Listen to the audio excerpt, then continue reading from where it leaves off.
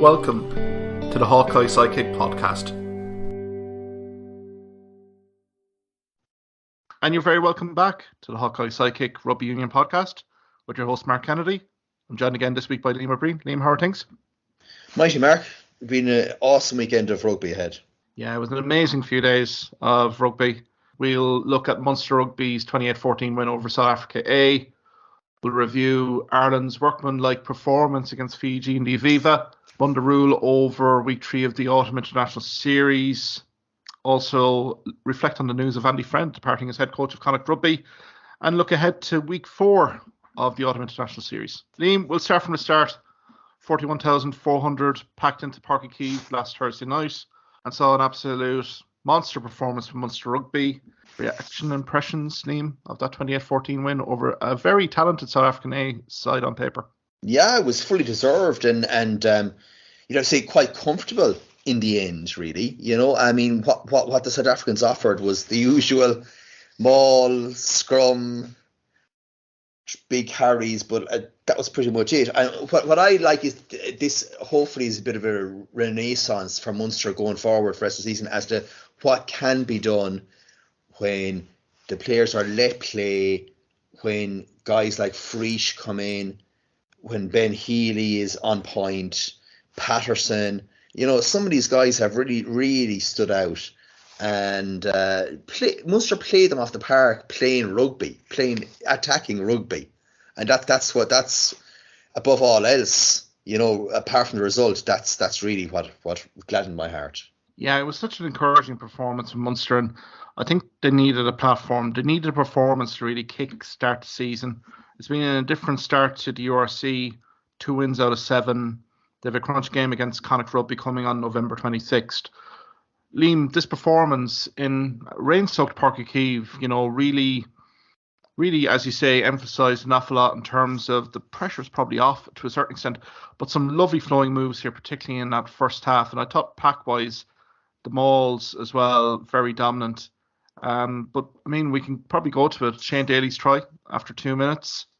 Thought it was a lovely interchange of passes here leading to that touchdown. Yeah, absolutely. And he took it very well too. So I mean, like Healy's very involved these times now. Like when he's on point, he runs the show. And look, 2 minutes gone or whatever, like to get that start was unbelievable. But it's Healy, it's Frisch, it's all those key backs involved. I think you touched on Antoine Frisch here. It's his first game for Munster.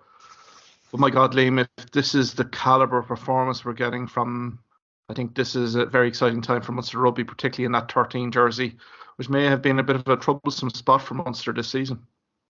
There's been a number of solid performances, but this is first game for us this season, really, apart from the pre-season game.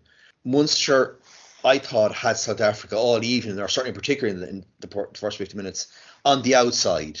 It just completely had the beating of them all the time, and all sorts of attacking opportunities. So that stood out for me too. Yeah, what did you think of that South African A defensive setup? It seemed very tight. It seemed very narrow in terms of their defensive line. Or were they expecting Munster to be a little bit more, dare I say, a little bit one-dimensional after the URC tapes, which didn't really show much in terms of clean breaks?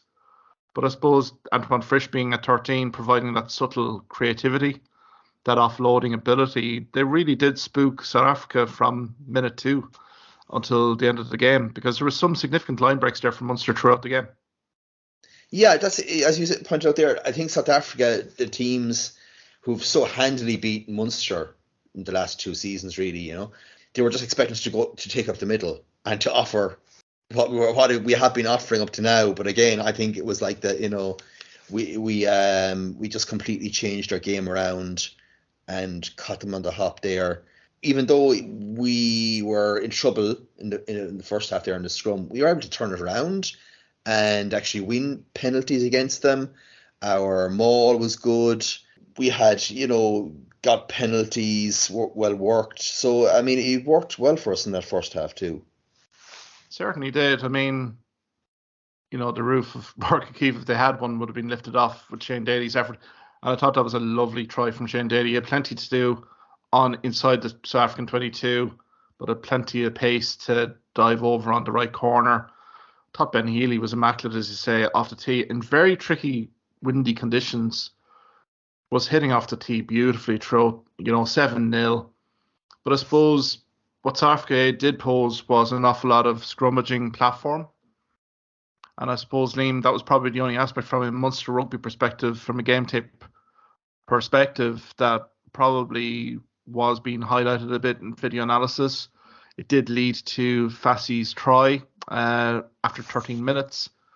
But thereafter, Liam, the response from Munster Rugby again to respond to that setback was incredible, I thought.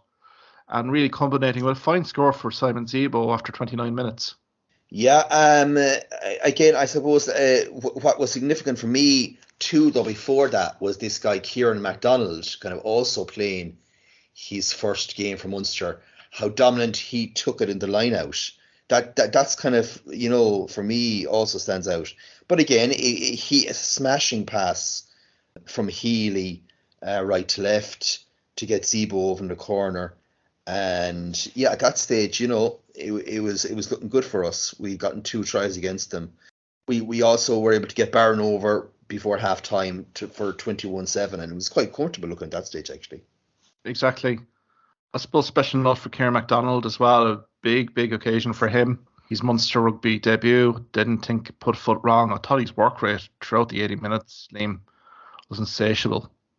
Just his appetite for work. I thought his leadership, particularly in line out, I thought was exquisite.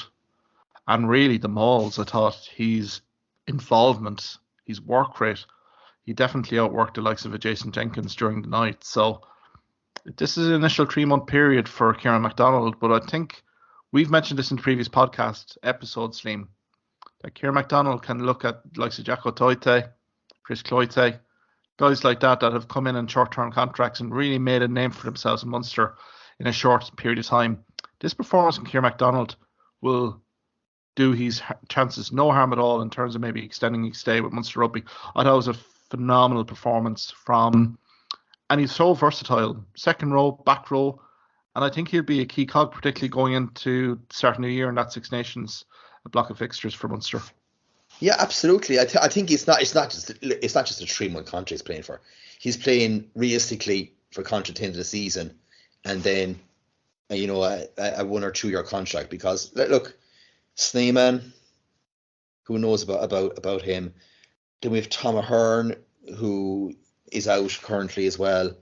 And I've always looked at myself at Byrne. Ideally, if you have enough stacked in the line out, I'd put Byrne into the back row. So yeah, absolutely, he's well there. And himself and Adogbo physically were immense, I thought, on the night. So they're actually a good combination as well. They're a good locking combination in terms of scrummaging as well. So I'm very impressed with Kieran MacDonald. Yeah, I thought the cohesion between the two guys were just incredible on the night against very seasoned operators in the South African A side as well. I suppose South Africa did start threatening a little bit before halftime here, Liam. Some would say that Munster may be escaping a yellow card here before the end of the first half, given the dominance that South Africa A had in the scrummaging department. But all credit to Munster really holding resolute on their line and preventing South Africa from scoring a pivotal score just before halftime here to make it 21-7 at halftime. Yeah, look, I mean, that was probably one of the most wondering things of the night. How Munster didn't go down to 14 men before halftime there. Total home decision, if you're ever being honest about calling it. And as I said, look, the fact that we held out, I thought that was key. Probably to the game. South Africa would have been within a sniff of a try then for the start of the second half. So that was absolutely just crucial. And then, of course, just after half time, we had Haley taking a lovely try, and that kind of put us well ahead, very, very comfortable after a nice little kick through there from young Paddy Patterson, who also, he has a lot about him, doesn't he? I think he's a real tigerish scrum half. Remember him from the South African trip, just his impact. But Yeah, he's another guy. I mean, again, we're going to have Murray and we're going to have Casey away for, let's be honest about it, a lot more of the year now after this. So he's a guy who stepped up as well. Oh, completely. I think Paddy Patterson definitely deserving of the man of match display. Thought he game managed so well from 9. And to be honest, it was a brilliant breakdown the blind side to really create that try for Haley. I suppose Healy's contribution can't be understated here. That kicking behind, and Haley, who had been very prominent again here, Liam, in terms of his go forward ball, hitting the line as a full back. I mean, playing against the elements, 28-7, I thought it was a massive score in context of the game. And you could sense then that South Africa were almost resigned to their fate. Like Goosen, who we'd tipped on this podcast last week, was quickly hauled off. 9 was being hauled off. Various positions within South Africa were being switched here. Nothing seemed to be working for them. Now, granted that South Africa did capitalise with a try from close range with under 20 minutes to play. But again, Munster kept playing their rugby here, Liam. And to be fair, might have been unlucky on another day not to have gotten a 5th try come the end of the match. Yeah, and I suppose, look, again, when I suppose, you know, it was I suppose tight enough, but I like the fact that Munster with Healy were kicking to touch. They were right to the end, wanting to get lineouts and wanting to get that extra try. Munster won a number of scrums actually in that second half. Probably the most crucial one was there. I think it was 75th minute. They won a crucial scrum penalty, and you know, from then on, I suppose, look, they were able to just play out the clock really. Exactly. I suppose credit goes to Liam O'Connor as well. He was sin binned before the South African second try, and I think he was pivotal to that key penalty win in the scrum. So to be fair to Munster Rugby, they did make adjustments as the game wore on. I suppose special mention as well for Patrick Campbell, who came in for Simon Zebo after 53 minutes. That was a super stop on Schwarzenberg on the line.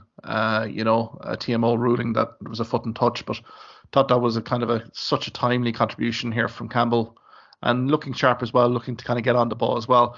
I think it just, Liam, again, it summed up the season here for Munster in terms of the young guns really looking to play their rugby, and I think a few of the senior players with no URC action pressure on them really did respond to the young prospects and how they've basically delivered in this match. And I don't think South Africa can have any complaints in terms of this scoreline really on reflection of play. No, not at all. I mean, as I said, it's a comfortable victory, really. Now, it has to be also said, I suppose, look, in the second half there, I suppose, 55th minute on to the 75th, South Africa had a heck of an amount of ball. They really did. But they had 2 disallowed tries, as I said, Harsenberg, and there was a disallowed try on the line as well. They just this Dan Dupree when he came on and Jean-Luc they were very prominent in ball carrying as well. But yeah, Munster were still quite comfortable, you know, for Munster there. We have real, you know, I suppose selection headaches, which is good going forward now. As you said, Liam O'Connor, he improved himself in the second half when he came on. Ken Dillon again was quite powerful. Wycherley, Salanoa. Yeah, so there's lots of positives there. Yeah, it was good to see Salanoa get extended game minutes as well, Liam. Maybe there was a few question marks in terms of scrummaging at times, but I mean, the guy needs to get his game minutes up. I think there's an awful lot of upside here for Munster given this win, and it kind of leads up nicely into that Connacht Rugby game as well on November 26th, the key game in the URC. If this doesn't buoy up Munster Rugby, I don't know what will. Just the whole occasion down at Páirc Uí Chaoimh was a superb spectacle despite the inclement weather conditions. The hope, I would think here, Liam, is that this is not the last time that Munster Rugby will be playing down at Páirc Uí Chaoimh for a marquee fixture going forward. Yeah, absolutely. I think people are getting a bit carried away, a bit OTT, you know. Oh, let's have Heineken Cup games. Let's have every second game down there, kind of, you know, Páirc Uí. Like, realistically, we have 2 other stadiums that we have to use as well. But yeah, look, for the likes of the semi-finals of a European Cup or any European competition, I mean, it's the most obvious thing rather than going to the Aviva. And I think that it would be acceptable to the ERC, to the organisers. It's not quite a home advantage venue, you know. It is a fairly neutral ground, and yeah, it would be tremendous to have profile games like that back in Páirc Uí Chaoimh. Oh, absolutely. I think that the fixture, how it was run, I think everything about it, it does bode well for that relationship between Munster Rugby and Páirc Uí Chaoimh, the revenue streams that will be generated here. But I think it all depends on the pitch here from Munster Rugby's perspective, and starting from November 26th in that Connacht Rugby game.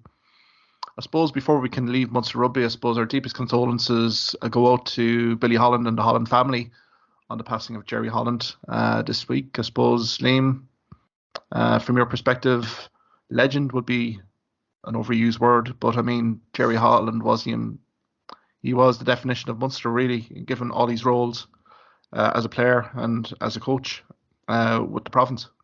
Yeah, absolutely. Very sincere condolences to the Holland family. I mean, this is a guy who was, I suppose, the first coach stroke manager, anyway, certainly, of Munster in the professional era back in 95 when they took on the initial journeys into Europe in places like Swansea and Wasps and all that. Highly professional, like from then on, highly professional almost from the start, when it wasn't quite professional, at all. And then, of course, as a player as well, what he achieved was like incredible for Munster.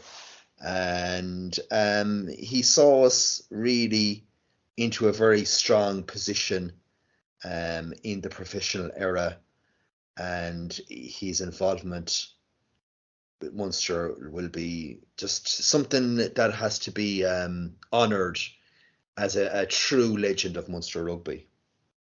Absolutely. I know that Munster Rugby will hold a fitting tribute for Jerry Holland before the game against Connacht Rugby on November 26th. But I'll even go back here, Liam, to the likes of the mid-90s when the Interpros actually were the be-all, end-all for Irish provinces. Remember, Ulster Rugby had a stranglehold on the Interprovincial for many a year, and for Jerry Holland and Munster to win 2 Interpros in 94, 97, for me, that was the green shoots for the Munster Rugby team of the early 2000s to really blossom. And I mean, Jerry Holland was part of that. I mean, professional era comes in. He didn't apply for the full-time director of coaching role. Obviously, Declan Kidney getting it. But Kidney, shrewd, astute man, knew that Jerry Holland needed to be involved in the setup in some shape or form. And, an incredible working relationship with Declan Kidney, Alan Gaffney as well. And I mean, it really did lead to those 2 memorable Heineken Cup triumphs in 2006 and 8. I mean, there's so much been written about Jerry Holland in terms of his stature as a man, in terms of his player management, in terms of the advice he gave players on and off the pitch. I mean, he'll be an incredible loss to Munster Rugby and Irish Rugby and World Rugby in general, really. And our thoughts are with Jerry's family and friends at this time. Liam, we'll kind of switch from Munster Rugby to maybe Connacht Rugby. We'll finish our interprovincial kind of roundup here. That news in Connacht that Andy Friend will be departing the head coaching role of the province at the end of the current season. Suppose any reaction here to that news?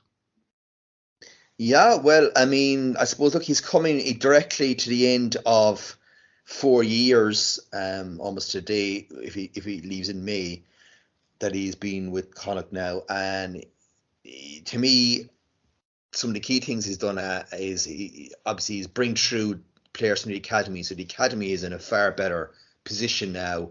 He's also, of course, instrumental in Mac Hansen and John Porch, 2 excellent Australian now naturalised players with Connacht. Also, the fact that he was able to get the likes of David Hawkshaw and Adam Byrne and Peter Dooley, real quality players playing for Connacht this season. So he has Connacht in a much more healthy state than they've ever been, in my view. I mean, from a position where we had Kieran Keane, who left in complete disarray, the Connacht are now in a position where they're fighting for European qualification every season.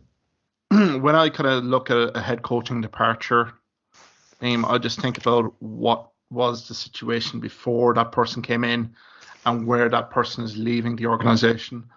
And if you're Andy Friend right now, if the season did end right now, I think you should be feeling very satisfied in terms of what's happened. He's reinvigorated the Connacht Rugby brand in the province.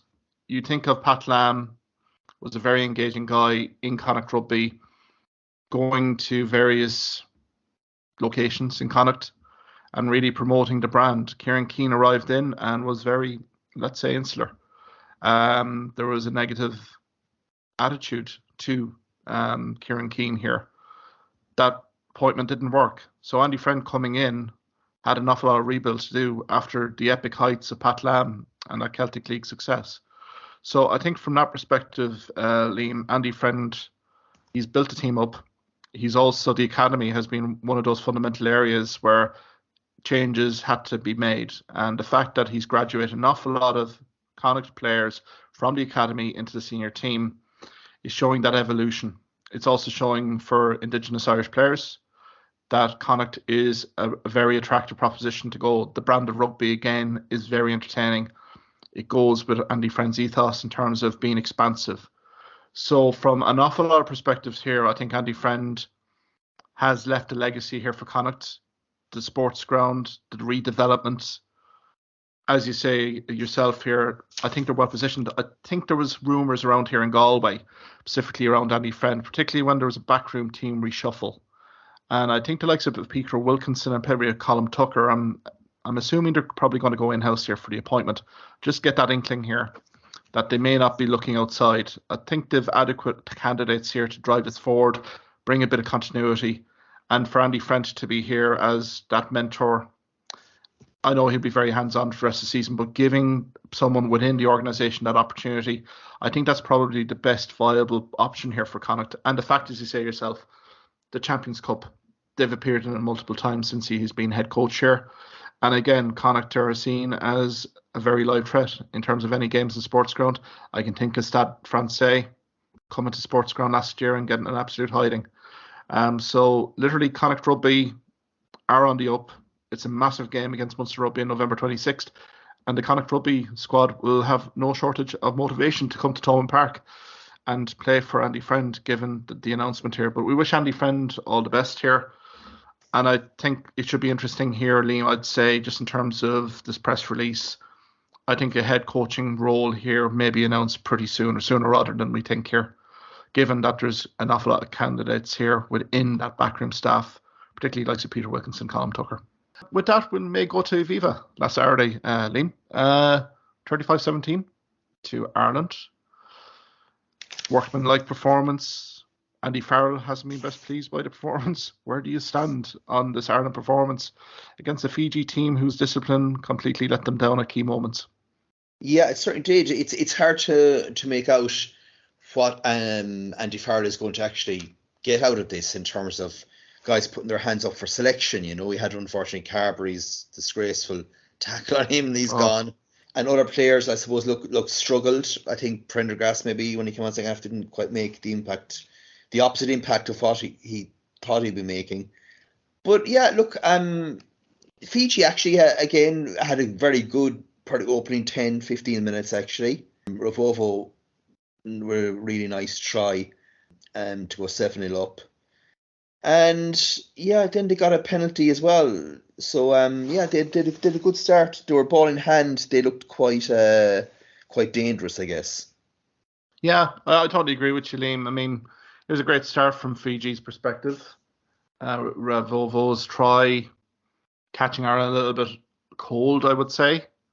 But one player that really stood out and has done his chances no harm at all in terms of even bigger picture 2023 Rugby World Cup would be Nick Timoney. I mean, 2 tries alone, but I thought his performance overall was probably up there for, he got man of the match, obviously. But I think his stats really did show it. 12 tackles. I think it was a team high for Ireland on the day, and really did lead by example.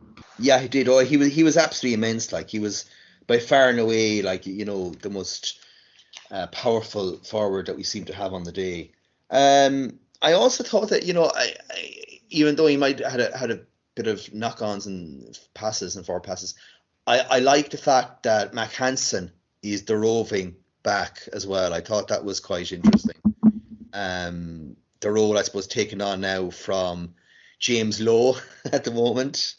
I thought that realistically, the fact that Fiji were so ill-disciplined, really, they were kicking themselves in the foot, and we probably should have motored on ourselves and been a bit more out of sight before that 61st minute, where that bit of quick thinking, I suppose, from Craig Casey got us that try from Hansen to kind of put the game beyond them at 28-10.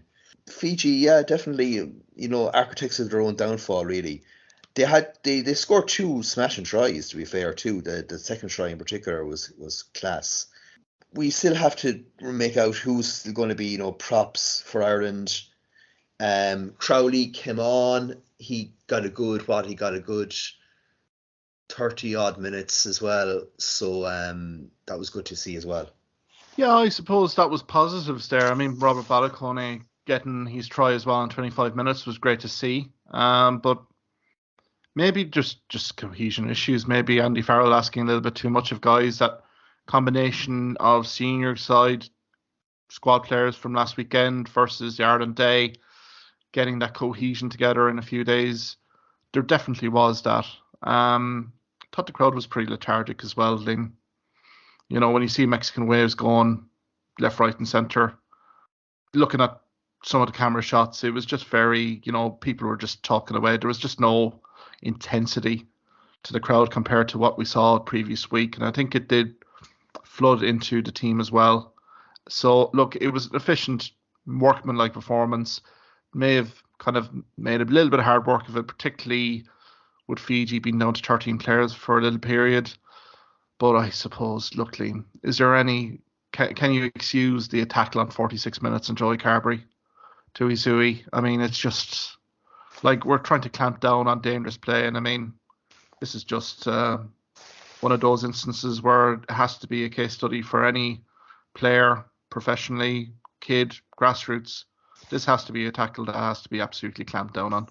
Yeah, I just certainly of this weekend, and even I would say of the autumn international so far, this is by far away the most shocking tackle. And I think the Fijians, they really are like, they literally will take the head off you, like literally in terms of their tackling. And let's be honest with it, Carberry now is out for, I think I would say, is a significant amount of time as well.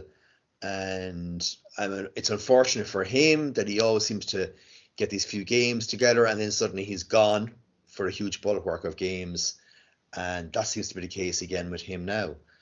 Yeah, so now we have a situation where, on the other hand, we have potentially Carberry gone, Frawley gone, even Sexton gone, so we have a great opportunity for Crowley and Ross Byrne this coming weekend. Exactly, because Kieran Frawley's prognosis is a long-term absence, knee surgery there required. So there's definitely a few months on the sidelines there for Kieran Frawley. As you say, Johnny Sexton, dead leg concerns here. And Ross Byrne, I think a glorious opportunity for Ross Byrne and for Jack Rowley. I think it will be intriguing heading into this Australian test match, Liam, who Farrell actually plums for here. If it's unlikely Johnny Sexton is going to be the starting line, personally, we should be looking to see who our depth chart is now. And if that is Jack Crowley, third choice, then so be it. So should be getting the opportunity. But I think it's a massive opportunity for Ross Byrne as well, because he could be getting potential game time as well. But if I was Andy Farrell's shoes, I would definitely look to see Jack Crowley in the flesh and start from minute one. Yeah, wouldn't it be glorious to see it already happening? I reckon myself that Ross Byrne will come like straight into the team just to get that bit of experience, and I think that Crowley will still get 30 minutes in the second half. I honestly think he'll get that as well anyway. But yeah, it would be great to see him say there in a full strength team and see what he can be capable of doing. I'd agree with you there. I think maybe Crowley being put into the start for his debutant role might be a little bit too much. Ross Byrne does have experience, but I think it's a massive opportunity for Ross Byrne really to get himself back on the spotlight, get a performance in here to really kind of focus the mind of Andy Farrell, Mike Catt and Simon Easterby, because I still think Ross Byrne has plenty to offer here. I think he's a solid operator at fly half. I think of the last few seasons where Leinster, particularly without Sexton, Ross Byrne was the man. So, and maybe there's a few kind of Leinster fans thinking that Ross Byrne may have been dispensed a little bit too early. So I think it's a fabulous opportunity for Ross Byrne to kind of come in, impress, and really leave that lasting impression. I suppose going back to this Fiji game, like we've Mac Hansen, probably the standout performer here, the 11 carries, 70 metres. I suppose probably Simon or Andy Farrell probably looking at the Curvoli try on 64 minutes, 3 minutes after Hansen's try. I mean, there's a complete and utter breakdown in terms of defensive shape here. All credit to Fiji for asking the questions out wide, but I think one or two of the Ireland backfield players won't be looking at that video analysis with any great joy after that concession of that second try. I thought it was a very soft try to give away.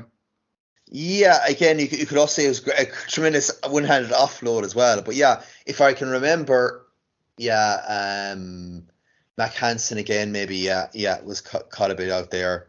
And obviously Jamesy Gibson Park on the touchline as well. So yeah, I mean, certainly, defensively, it was far too easy, I guess, for that try. I still appreciate it. I thought it was like really, really well taken, yeah. Yeah, probably overcritical from my perspective, but I think you can see from video analysis there would be brutal honesty there in that Ireland setup in terms of such an early concession after scoring a try from Mac Hansen. But I suppose another guy to really shine here off the bench was probably Max Deegan here, Liam. Rate the guy highly, and it's good to see him getting some game time. There's 2 carries for 29 metres, and he was very active in his defensive work as well in general overall play. And so I think he's done himself no harm at all with Andy Farrell as well, who appears to be a good supporter of Deegan. Yeah, he certainly he does. And again, Deegan is in the mix. If you're talking about like there's probably 7 or 8 guys in the back row now put themselves up for selection, and he is definitely one of them. And he's kind of the guy, though, you definitely would like to have him on the bench for impact. If you're looking at a back row, he would be probably the guy to really bring in off the bench if you're looking for that impact. And again, I'd like to see him at the very least on the bench this weekend against Australia. I'd actually like to see Finlay Bealham start a tight head prop as well. I think just like, the guy is, to give him his credit, he's never let us down. In his scrummaging. And so, yeah, I think it's time for him to also be really looked at as well. I would agree with you, Liam. I think the fact that we've beaten South Africa, we've beaten Fiji. I know kind of workmanlike, whatever you want to call it, but there's 2 wins in the bank here. I think this Australia game, we should be running the rule over 1 or 2 guys. And I think Finlay Bealham definitely is a guy that should be starting against Australia just to really see him from the start. He impacts off the bench. I think he's well overdue a starting berth here, and I would, as I say, build that depth chart for us. I suppose the injury concerns going into Australia, we know that Robbie Henshaw's out. With the hamstring injury, obviously Carberry, unfortunate in terms of the head injury. So, and also question marks over Sexton. I suppose they're entering into a test match against Australia, and I suppose the headline from last weekend was Italy's performance in Florence, winning 28-27. But Liam, I suppose we have to temper this Australia performance with the fact that there was 14 changes in that Australian side that had played France the previous week. So Ireland will be under no illusions here that the frontline Australian players will be back in and will be really looking to perform against Ireland in the Aviva on Saturday night. They will, and they'll be obviously highly motivated. And also Australia had the last minute conversion. They could still have won the game, by a point.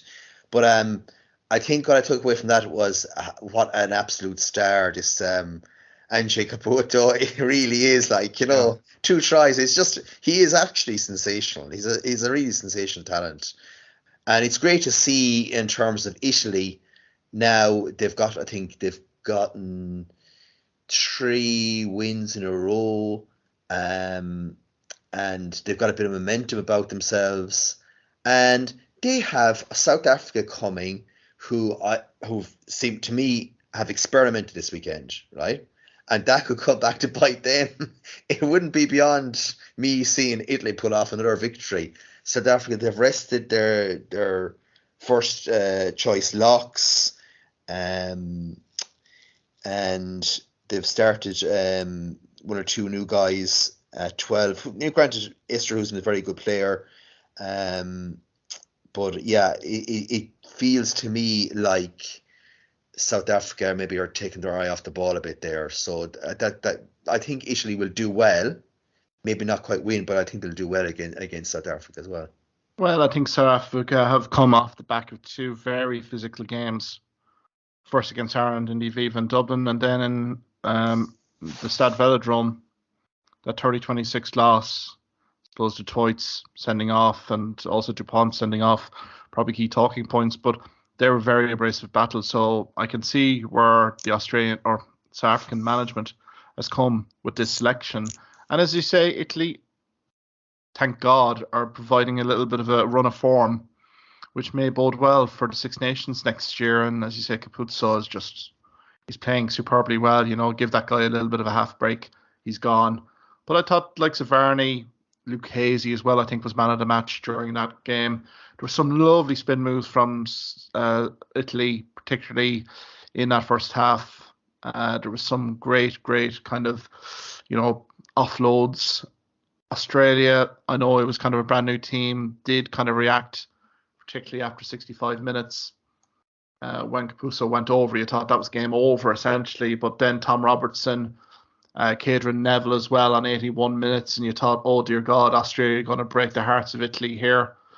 And unfortunately for the debutant Robertson here, his conversion. It was a well, doable conversion. Yeah, well, it was well doable. Like. Yeah, but I suppose it's testing a young guy out, debutant, really putting pressure on here. And I think, in fairness, Italy did deserve it. I think, for 60 minutes, I thought they were much the better side. You have the likes of Ione here as well, really kind of coming back to the fore, 7 carries, 57 meters. Again, I think it all bodes very well for Italy here going into this weekend. Now, question mark would be in terms of their pack. Can they really front up here against South Africa? But if they can, if they're in the game with 60 minutes gone, no reason why they can't literally produce another performance, an upset. But I suppose from an Australian performance perspective, it does put pressure on head coach Dave Rennie here, heading into that Dublin fixture. He's probably selection approach has backfired. Australian media are circling a little bit in terms of that selection. Not very satisfied in terms of how this November tour has gone so far. And if Ireland were to inflict a defeat here on Australia, I think Dave Rennie would be absolutely in serious trouble here to retain his head coaching job before a World Cup. Yeah, what's he on? It's a 37% win record. I mean, that's a sackable straight away. I think, I keep saying this even though it doesn't sound quite right, but I think Australia have got the players. They definitely have got the players. Don't always quite select them. They do hamstring themselves by not selecting all their top European player and Japanese players. They have this rule still in place where they only select 4 or 5 in their squad. But if they can, Will Skelton is there, so he certainly is getting selected. When you've got the likes of quality like Cooper there as well, when you've Cora Bietti, there's some real nice players there. And yeah, I think they just need to, I suppose, really select strongly in their pack, because that's still something where they're quite weak. They probably have to win this weekend, or Rennie gets let go, I think. Yeah, or fundamental changes happen in his backroom team, a bit like Foster in New Zealand, which seems to be in vogue at the moment. I think that end of November series review might be a very awkward one for Dave Rennie if he doesn't get a result here, particularly.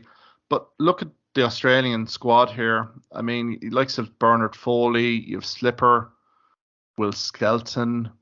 You have a very explosive back three here, Liam, if Australia can get quick ruck ball. Very impressed by Jock Campbell, particularly in that French game. I'm really discarding the Italian performance here, Liam, just given that it was kind of the shadow side out. Now, granted, it's now showing some fundamental depth chart issues with Australia that they couldn't get over the line against Italy. They would have expected to have done so in Florence. But I think we've seen enough in their performance against France in week 2 of the Autumn International Series that this is a team, if they can start the game brightly, could pose a few problems for Ireland, and particularly from an expansive attacking side of the ball perspective. Yeah, Ikitau and Pasami, and like they've got really good centres actually, real quality. As I said, it's just a question of what kind of ball that they're going to get. They have Valentini at 8, real quality. I think they have to decide, in terms of the back row, are they going to play 2 sevens? Sometimes Australia do that against us, particularly when we have the World Player of the Year nominee in Van der Fleer, who was just cleaning up all over himself. So yeah, and I think also in their propping department, they are kind of quite light, and that's probably also somewhere where we can target them. Actually, it's a scrum time. Yeah, I think set piece wise, I think for Andy Farrell and the management, particularly Paul O'Connell and that pack, the pack will be earmarking to test Australia's front 5 out early. I think scrummaging wise, I think from a line-up perspective here, we can get joy, particularly in our attacking maul. It is, I think, a source of weakness for Australia, particularly in the front 5, particularly their defensive maul. I'm still not convinced by, and it was shown in the Rugby Championship as well, particularly in the latter rounds. When you do put this Australia front 5 under the pump, that try-scoring opportunities do arise. So I think from an Ireland perspective, there are scope for attacking opportunities. But again, it really is down to the performance, and I think it really hinges on that 9-10 combination for Ireland. Obviously, Gibson Park will be in at 9, but it'll be intriguing to see, will they play Sexton? Will they play Ross Byrne? Will they play Crowley? But again, Ireland will need to hit the ground running. I'd expect them to elevate their performance. I think Fiji was, that fixture was never going to hit the heights of South Africa. But again, we have to give Australia massive due respect. They're a very proud rugby union nation. And I think given the context, given the backdrop of this for Dave Rennie and coaching staff, there may be a siege mentality within this Australian camp to really produce a performance to end this November tour series in the right note. And I think Ireland have been forewarned. Yeah, and I'd be very surprised if there is literally not much more than a try in it in the end of the game. And I think it could be quite a high scoring game. I think it could be 3 or 4 tries each. I just had that funny feeling that it's going to really open up actually as the second half goes on. Yeah, because they're well capable of Australia of creating absolute sensational line breaks. We saw it in the French game. That give them half a chance, they're up and away. I'm going to be very excited to see the styles here and how Ireland do approach this. To go all out dynamic, expansive would probably be a fundamental mistake here against Australia. They would love that broken field. So I think Ireland need to be structured literally in their front 5 and also the back row, really controlling ruck exchanges, and then literally when the time opportunity happens, likes of Hansen, Keenan, even Balacone as well. I'm expecting them to be the back 3 again this weekend to really get ball in hand at various points at, when it's required. I suppose, Liam, it is an intriguingly set battle. It'll be 8 o'clock. It'll be the premier game. But I suppose looking back at last weekend, Liam, what games did catch your eye? I know we talked about the Italy-Australia, but we also had France-South Africa. We had New Zealand having a bit of a scare in Murrayfield against Scotland. So what were your overall reactions to kind of week 3 in the Autumn International Series? Yeah, I did see the France South Africa game, and I have to say, like, you know, it was a cracking game, but like as the second half went on, just France came wave after wave, and it was almost going to be inevitable they were going to get some sort of a score. Now, when it came, I thought it was very harsh on South Africa. Actually, I thought there was a bit of a double movement.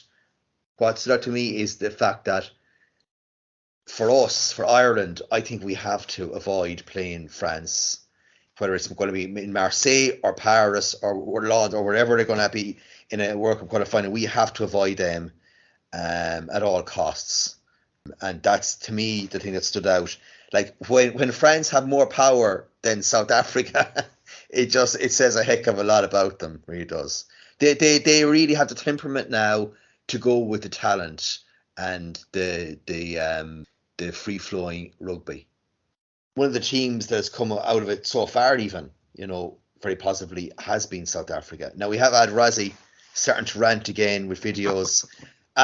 Something's going to have to happen with this guy, you know. He's going to have to be silenced in some way, because he's bringing the game into disrepute. You could admire him in a way from standing up for his players, but I think even South African diehard fans would have to agree now that it's just getting a bit too much as well. Once was a novelty. I think twice now is really kind of looking for attention. And I think 3 is probably blasphemy for the beautiful game that is rugby union. It's dangerous. It's dangerous water here that he's treading on. I think World Rugby, Bill Beaumont, really have to have a word again. The ban hasn't really affected his mindset here. He's putting pressure on the match official here, particularly in this Italian test match this weekend, to get key decisions. It's just very disappointing, Liam, in terms of that. But I suppose from South Africa's perspective, they have been trying out different combinations, particularly in their halfbacks. I think we kind of probably know who their 9 and 10 is going to be when they're playing Ireland, particularly in the group stages of 2023 Rugby World Cup. But they have tried Williams, they've tried various guys, Hendricks, they've tried guys here in test match intensity, seeing if they sink or swim, to be perfectly honest. So I think they'll be well equipped. They will have a depth chart. I think you may not say that for Ireland here right now in terms of our 9 and 10 depth chart, that maybe South Africa have kind of confirmed that maybe a few months out from a World Cup. So I think all in all, it'll be kind of a fascinating watch with South Africa. But yeah, Rassie, then again, deflecting attention away from his side as well. They're on a losing streak here as well. All the attention is on him as well, to kind of get the team focused, get him in a cohesive mindset heading into that Italian game. Scotland, 15 minutes away from glory last weekend. I shouldn't laugh here, Liam, but I mean, they look to be in control. But what happened in that last 15 minutes against New Scotland, like Finn Russell slots automatically into 10, to himself and Stuart Hogg, really controlled exchanges exceedingly well for Scotland. That last 10-15 minutes, I think, will grate on Gregor Townsend. He's mentioned that this will rank alongside the 2019 World Cup loss to Japan that effectively knocked them out of the tournament. That's how devastating this loss has been. I think from Scotland's perspective, they don't get too many chances to beat New Zealand. And really, they had New Zealand where they wanted them, 9 points up, 15 minutes to go. Just maybe depth chart here, I think, was key. New Zealand refused to panic, but there did seem to be a concession of penalties really late on that did set up field position for New Zealand to get the win. I think it's probably showing everyone that Scotland on their day are more than capable of feeling kind of a good team against New Zealand or anyone else, but it's that closing of a game here. They've had problems in the past with Gregor Townsend in charge to close out contests, and I think it was kind of seen here to full effect. Now, New Zealand will be relieved. They did rotate the team a little bit. Mark Tellier comes in, scores his second try of the match, but again, it was very... I think from a New Zealand perspective, it'd be more relief. The performance didn't really hit the heights here. I think Scotland have to rue kind of, what may have been here, to be perfectly fair. Just in that last quarter, it just was it was there for them, but never really kicked on. Maybe got a little bit defensive, a little bit kind of tentative in terms of their attacking play, and New Zealand took full advantage. I suppose, Liam, kind of going into week 4, we've talked a little bit about Italy, South Africa. We also have Wales have come off the 2013 win over Argentina. That was a very physical encounter. You have Scotland, Argentina, England playing New Zealand on Saturday evening at 5:30, which is the matinee to Ireland, Australia at 8 p.m. Suppose, Liam, who are you tipping here for week 4 of the Autumn International Series? Yes, nice games, isn't there? Like even I have to say the Scotland Argentina game is going to be, fiercely fought as well. In terms of England versus New Zealand, it kind of is do or die, isn't it? Like for England, like to really, 11 months out from the World Cup, to really make any case that they're going to do anything at the World Cup, I think they have to win this game against New Zealand, and I think they're capable of doing it. And I think I could see New Zealand losing their 5th game of the calendar year. I could certainly see that happening. Again, it's I suppose, look, England have been in some respects hamstrung sometimes by Owen Farrell, by his selection. I think that is true. They also they have to really see who they want as their 12 and 13. I think that for me above all else is the key for England going forward. They always will have such a combative pack, a pack that often can dominate New Zealand in Test rugby. So, and that's for me one of the things. I think too. Yeah, at 10, do they go with Marcus Smith? Do they really kind of probe New Zealand in different ways that way? In terms of New Zealand, while they have, I suppose, look, they had a comprehensive win against Wales, and now they've gotten a win against Scotland. There's still lots of question marks to ask about New Zealand. I'd agree with you there, Liam. I think Murrayfield and the manner of this Japanese performance, because we thought Japanese were probably a bit better than they were last weekend. It really wasn't. It was one-way traffic here, Liam, for long stretches. Pack were dominant from England, and allowing the likes of Marcus Smith, Freddie Stewart to really kind of go and express themselves with ball in hand. It was a very cohesive performance from England, given that pack platform. And one team that doesn't fear New Zealand historically is England. They have a great record against New Zealand recently. Eddie Jones was soon on the press conference pulpit literally saying, right, we're ready for New Zealand. I think they are. I think New Zealand have a few questions to answer after that Murrayfield performance. I thought they were a bit better than what they actually showed last weekend, and I think England do match up very well with them, particularly in the pack. Yeah, I'm with you here, Liam. I think, we may have been trying to throw Eddie Jones a little bit under a bus here, but I think given this game, I think England will be galvanised. This is a huge win for England if they can get it against New Zealand.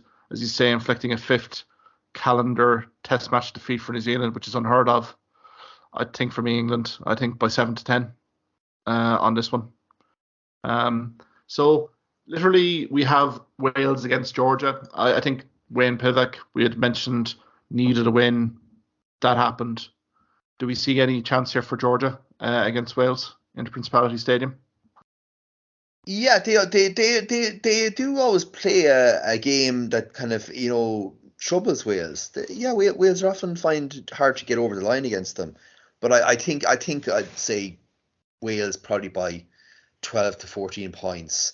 I think that Georgia haven't quite kicked on compared to other teams.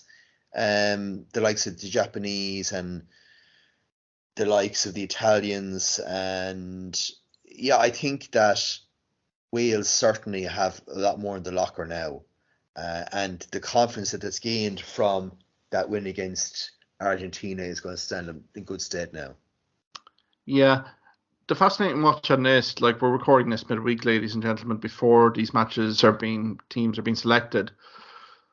Wales do have a week 5 fixture against Australia on Saturday, 26th November. Given the result against Argentina, do they now look at depth charts and look to select guys on the fringes to give them test match rugby experience? If that is the case, I think Georgia do have a legitimate chance here in this test match. I suppose a lot will depend on how dynamic they are with ball in hand past 10. But we know historically that George's pack will rumble, and I think from a Wales front five perspective, it'll be imperative to stop that at source. So I think there's nothing going to be in this match. I do recall a few years ago, you remember when the two props were hauled off from Wales, they had a scrum right under their post Wales, and they came out with a result. I'm not thinking it'll happen here, but I think maybe a 7-10 point win for Wales, but I think Georgia could be well in this one for long stretches. Scotland-Argentina, another fascinating matchup here. Scotland should be buoyed by the 60 minutes performance against New Zealand, and I suppose you have an Argentinian team coming out of a physical encounter against Wales, and I suppose they'll be disappointed in terms of how the first 60 minutes went for them against Wales. Who do you see edging this one, Liam? And this to me is maybe the hardest one of all to call this weekend, because you said like there's also the fact that though that Scotland blew that victory against New Zealand, and Argentina probably didn't show up or weren't made to show up against Wales. I just feel that Argentina still have they've shown a real quality in a lot of their games this year, and that's still going to get them over the line against Scotland. I'd say maybe plus 6 points to Argentina, considering all the victories that they've gained this year so far. Yeah, I think they'd be keen to right the wrongs of last weekend. In fairness to Wales, pack-wise, they did front up magnificently well. I thought Toby Faletau was absolutely immense at 8. And really did lead by example. There was that opening try burst from Wales. They had a significant gap. Now Argentina did come back at them in the last 20 minutes. But again, too little, too late. I just wonder about Scotland here, Liam. Just the impact of that last 15 minutes against New Zealand. Again, there's more question marks over this side. This side do have talent. I'm looking through the team selection here. The likes of Ritchie, Russell, Price, Van der Verve, Hogg, Harris. These are all quality players. So it's about time they galvanise and close out games here and not leave it really to the last moments of a game. I think if it comes to the melting pot, which I think it will, Argentina will run this close. I think you have to edge it to Argentina. Their experience, their will to win here in these tight situations, I think might be pivotal. I think 3 to 6 points for Argentina for sure.